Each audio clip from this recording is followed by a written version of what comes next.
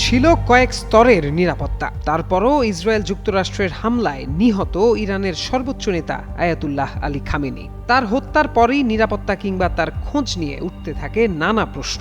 এছাড়া তার অবস্থান শত্রুদের কে জানালো, চাউর হয় সেই প্রশ্ন। তবে কি ভেতরেই ছিলেন ইসরায়েলের কোনো গোয়েন্দা?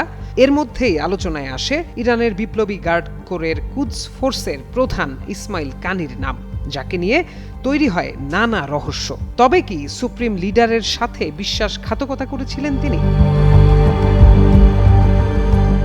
আন্তর্জাতিক গণমাধ্যমে ইসমাইল কানিকে নিয়ে উঠে এসেছে চাঞ্চল্যকর কিছু তথ্য। এর মধ্যে রোববার এক প্রতিবেদনে ভারতীয় সংবাদ মাধ্যম দ্য ইকোনমিক টাইমস জানায়, গত ২৮ ফেব্রুয়ারি তেহরানে খামেনির বাসভবনে ভয়াবহ বিমান হামলায় ইরানের সর্বোচ্চ নেতার মৃত্যুর পর থেকেই কানিকে নিয়ে রহস্য ঘনীভূত হতে থাকে। ওই হামলায়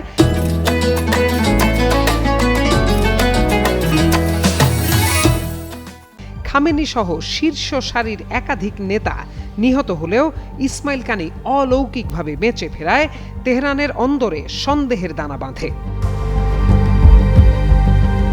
প্রাথমিক তদন্ত ও আরব মিডিয়ার প্রতিবেদন অনুযায়ী গত ফেব্রুয়ারি মাসের শেষ দিকে খামেনির সেই সুরক্ষিত কম্পাউন্ডে হামলার ঠিক কয়েক মিনিট আগে জেনারেল কানি সেখান থেকে বেরিয়ে গিয়েছিলেন। এই ঘটনাকে নিছক কাকতালীয় মানতে নারাজ আইআরজিসির তদন্তকারী কর্মকর্তারা।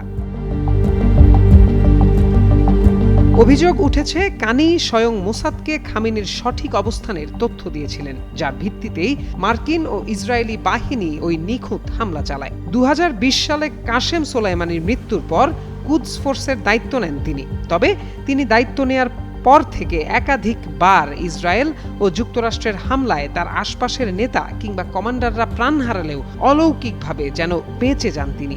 এ কারণে ৯টি জীবন ধারণকারী মানুষ হিসেবে পরিচিতি পেয়েছিলেন কুদস ফোর্সের প্রধান। তবে এবারের পরিস্থিতি সম্পূর্ণ ভিন্ন।